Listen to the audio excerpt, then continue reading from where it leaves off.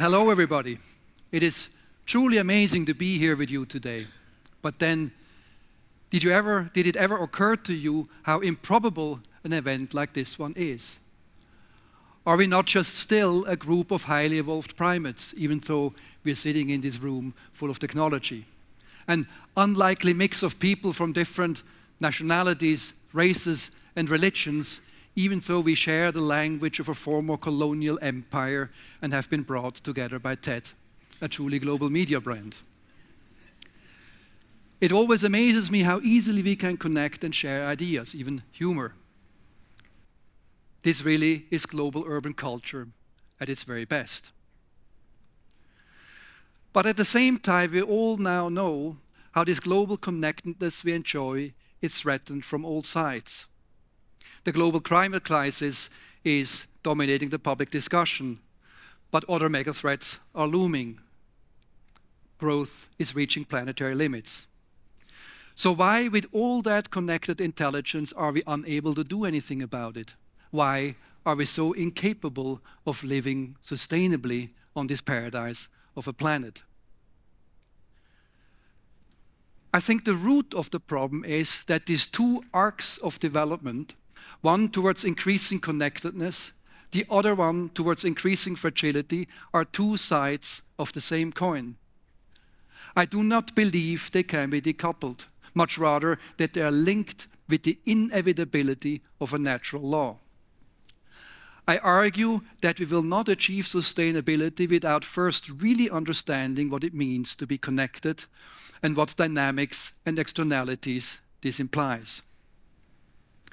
I'm trained as a biologist and an architect. I design cities, and cities should be one solution for a sustainable future as they create more opportunities and efficiencies per person with increasing size. But the scientist in me became increasingly puzzled by the question of system boundaries. Are we really looking at the full picture? And if yes, why does the rapid urbanization we currently experience not lead to more sustainability? And why did city systems collapse in the past? I became interested in looking at that complex system that develops when people and ideas, things and spaces connect and co-evolve. In my mind, cities exist in a lineage through time, much like biological species, from the very first single cells to the highly differentiated organisms of today, evolving towards ever more complexity. In the process, cities linked up into a network which today is literally affecting every spot on the planet. And of course, cities did not do this on their own. We did it for them. We are shaping cities, but then they shape us right back. I find it fascinating to look at cities not only through the established lenses of planning and economy, sociology, or politics, but to understand them as an emergent system, an evolving web which we can look at from different angles, from the angle of time or of space, or in its resonance with our individual and collective minds. I call this deep urbanism. Shown here is the world population since the invention of agriculture. Its growth continuously accelerating with a more than exponential dynamic, as we will see. The small people on the x-axis are biological generations, 25 years apart, me and my son. The large people are generations of oral history, a great-grandmother talking about her life. Now, with only 30 of these great-grandmothers, we are already reaching the birth of Christ. This means both biologically as well as culturally, we're not equipped for the speed of change we are currently undergoing. Cause and result of this growth is the urbanized and globalized world we live in. The larger the square on this map, the more people are living in the respective city and its agglomeration. The more red it is, the more connected and globalized is its urban culture and economy. Now imagine for a moment we would be able to travel through time together, to move forwards and backwards at will, to speed up or slow down. Our everyday concerns would merge into larger trends. Historical details would connect to larger patterns. And we might be able to travel back to that very first moment of this urban web we discussed and find urbanity's first principle, so to speak, and then follow its evolution. This is an extract of the map we have seen before with the 10 largest metropoles on the planet. Traveling back in time, we can look at snapshots always with the 10 largest cities at a given moment. In post-war 1950, in 1900 when North America appeared on the map, 1800 when China was still free of foreign influence, 1500 when India and the Middle East were still dominating cultures, 1000 AD, 100 AD the time of the Romans, then the classical period before Christ, the Assyrian and Sumerian empires, and finally 3000 BC, the cradle of our Western city system in Mesopotamia, today's Iraq. Even earlier, we find artifacts like this one in Göbekli Tepe in today's Turkey, which dates back more than 10,000 years. This is not a city yet, obviously, but people came together to build these structures and then lived in and worked on them for many centuries. We know its inhabitants had great feasts. They harvested wild grains, fermented them to the first beer, and domesticated those grains in the process. And over time, they developed that combination of skills, stories, and technologies which became our toolkit for settled life. If cities are incubators for connections, then these early structures are those incubators' very first prototypes, existing for millennia side by side with other forms and experiments of social organizations. Now, why I'm telling you this? The cities of today are hard to stand for everybody, for me too. But each one of you has such a rich experience in them and is confronted by so many problems. But even our cities are still based on the same basic principles, bringing people together, attracting and stabilizing them with spaces and stories, infrastructures and institutions. Our modern cities are simply built with much more powerful technologies, such as modern infrastructure or even digitization, but it is the same thing. With the first Sumerian cities in Mesopotamia, such as Ur, we find a form of urbanity which we recognize. Our urban toolkit was finally complete, so simple, a bit like the first standalone computers compared to cloud computing on the internet. Ur had urban blocks and streets, a city wall, and a 4-kilometer wide agricultural belt around it irrigated by canals. People lived differentiated lives and divided work. The temple was the religious core of the city and its legitimizing story. It distributed food, goods, and jobs. And from the top of that temple mound, in the haze of the desert, you would see the next city-state at the horizon. So, of course, you would trust in the permanence of this city and its story, trust which became capital for further growth and complexity.